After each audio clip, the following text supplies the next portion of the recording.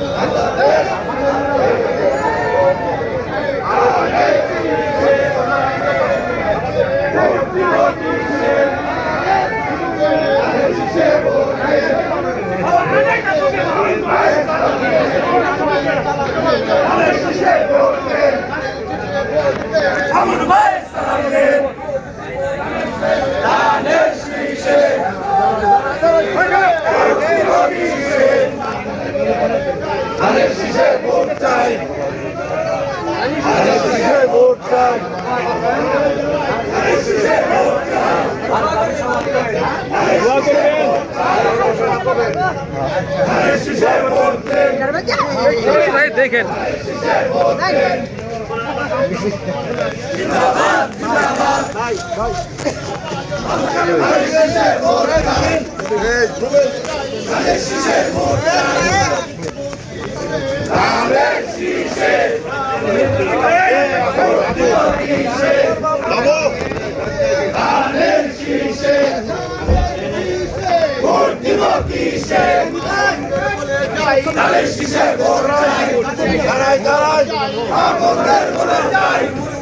বলে যাই ভোট চাই বলে যাই ভোট চাই আমার শীষ মার্কা মুরব্বিদের মার্কা শীষ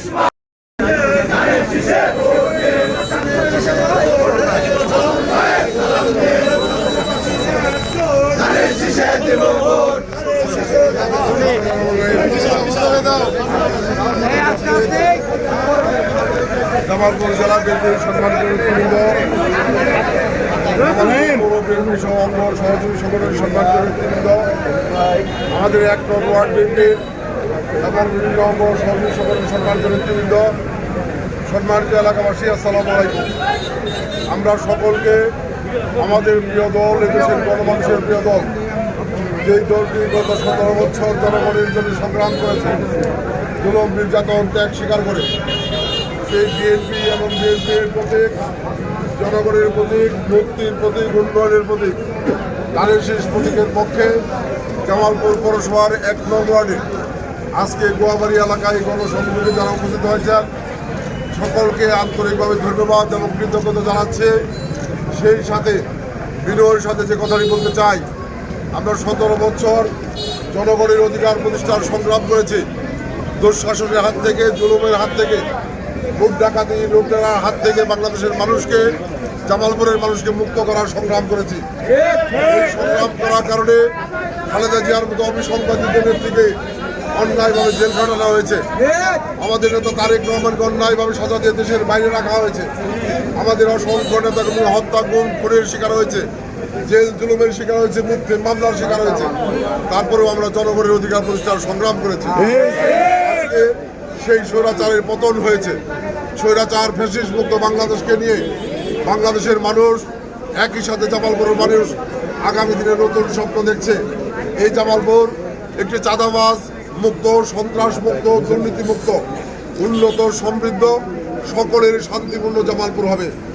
আমরা এই এলাকাবাসীর কাছে বিনয়ের সাথে বলতে চাই, আমি যখন ২০০৪ সালে পৌরসভার চেয়ারম্যান হয়েছিলাম, এই এলাকায় কোনো উন্নয়ন কাজ ছিল না। আমি ২০০৪ সাল থেকে ২০১৫ সাল পর্যন্ত ১১ বছর মেয়র হিসেবে দায়িত্ব পালনকালীন সময়ে এই এলাকার রাস্তাঘাট, ড্রেনেজ ব্যবস্থা সহ, এখানে সুন্দর করে লেট্রিন নির্মাণ করা সহ এই এলাকার মানুষের প্রয়োজনে যখন যেভাবে ডেকেছে আমি তাদের পাশে দাঁড়ানোর চেষ্টা করেছি। আমি বিশ্বাস করি গত ১৭ বছর এই এলাকার মানুষ নানা জুলুম নির্যাতনে ভোট দিতে পারে নাই। আমি বিশ্বাস করি তারা ভোট দেওয়ার সুযোগ পেলে অবশ্যই আমাকে ধানের শীষে ভোট দেবে। আমি সেই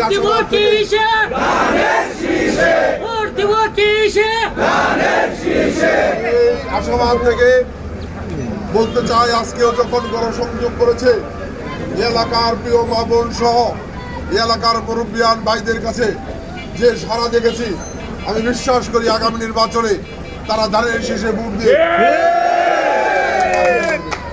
আমি এটুকু প্রতিশ্রুতি দিয়ে যাই, পৌরসভার মেয়র থাকাকালীন সময়ে যখন যেভাবে ডেকেছেন আপনাদের পাশে দাঁড়ানোর চেষ্টা করেছে। আগামী দিনেও যদি আল্লাহ আমাকে কবুল করে আপনারা আমাকে ভোট দিয়ে নির্বাচিত করেন, এই এলাকার উন্নয়নে, এই এলাকার প্রয়োজনে যখন যেভাবে ডাকবেন আপনাদের পাশে থাকার চেষ্টা করবে ইনশাআল্লাহ। আরেকটি বিষয় আমি আপনাদের সাথে বলতে চাই, ২০০৭ সালে যখন মঈনুদ্দিন ফখরুদ্দিনের সরকার ক্ষমতায়, তখন এই এলাকার সাথে শেরপুরের এলাকার একটি বড় গন্ডগোল তৈরি হয়েছিল, সীমানা নিয়ে হত্যাকাণ্ড হয়েছে। সেই সময় আমি এই এলাকার মানুষের পাশে আমি সশরীরে থেকে সহযোগিতা করার জন্য প্রতিটি মিটিংয়ে উপস্থিত থেকে, প্রতিটি কর্মকাণ্ড উপস্থিত থেকে এই এলাকার মানুষকে সাহস জুগিয়েছি, সমাধান করার চেষ্টা করেছি। আমি মনে করি এলাকার মানুষের কাছে ভোট চাওয়ার এবং পাওয়ার হক আমার আছে, অধিকার থেকে আমি ভোট দাবি করছি।